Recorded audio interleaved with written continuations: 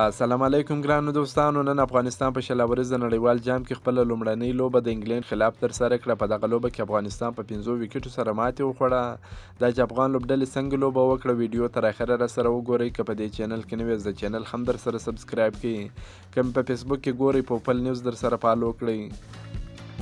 کیچونه میچونه ګټي انګلند لکه د باز په هوا کې چې مرغه نیسي زموږ ناممکن کیچونه ونیول او موږ بیا ساده کیچونه ورپرېښودل.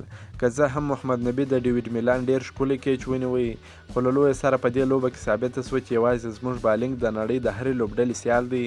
د دومره لږ منډو لوبه مو هم 19 اوور ته ورسوله. بیټینګ او فیلډینګ مو نه نورې نړۍ سره دومره فرق لري لکه مځکه و اسمان. راشد خان نن ډېر ښه بالنګ ترسره کړي، 12 منډې یې ورکړلې، 1 ویکټ یې واخیسته. که قیس احمد هم په دغه لوبه کې لوبول سوی وای نو ډېر ښه به ثابت سوی وای. انګلند لوبډله ډېره قوي لوبډله ده. کرکټ دوی شروع کړی دی. د افغانستان 20 کاله کېږي چې کرکټ کوي، خو بیا هم افغان توپچوونکو دوی تر خپل کنټرول لاندې راوستلې وه. دوی ته یې د شپږیزې او څلوریزې موقع نه ورکول. د دوی 15 لوبغاړي ور وسوځول.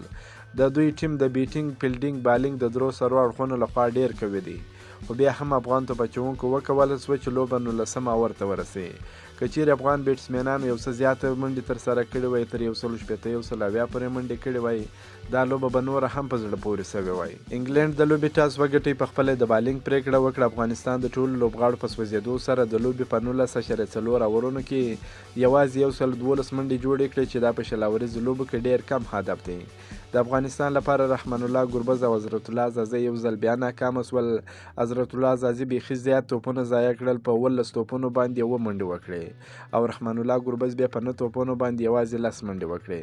تر ټولو ډېرې منډې ابراهیم زدران 13 وکړې، عثمان غني هم 13 منډې وکړې، نجیب الله زدران 14 منډې وکړې، محمد نبي ساحل 3 منډې وکړې، عظمت الله عمرزي 8 منډې وکړې او فرید ملک 2 نسوځېدلې منډې وکړې. د انګلند لپاره سام کرن بهترینه توپچونه وکړه، هغه 15 لوبغاړي وسوځول. همدغه راز مارک ووډ او بین سټوک 2 لوبغاړي وسوځول او کریس ووکس 1 لوبغاړی وسوځوي. انګلند د 114 منډو هدف په تعقیب کې لوبه پیل کړل. د لوبې په 18.1 اورونو کې د 15 لوبغاړو په سوځېدو سره 114 منډې وکړې چې لوبه یې وګټل.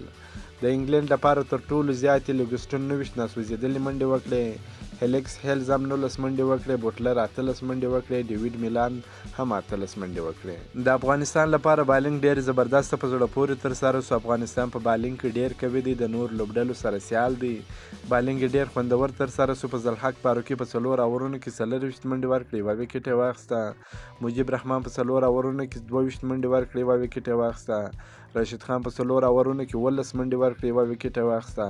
فرید احمد ملک په 2 اورونو کې 23 منډې ورکړې، 1 ویکټ یې واخیسته. کپتان محمد نبي ساحل په 3 اورونو کې 14 منډې ورکړې، 1 ویکټ یې واخیسته.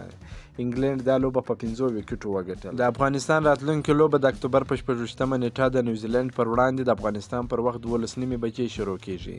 که مو دا ویډیو خوښه شوې ویډیو در سره لایک کړئ، که په دې چینل کې نوی یاست چینل هم در سره سبسکرایب کړئ. په فیسبوک کې هم په خپل نیوز در سره فالو کړئ. د نور تازه معلوماتو لپاره هم زموږ سره اوسئ. تر بلې ویډیو پر د الله په امان.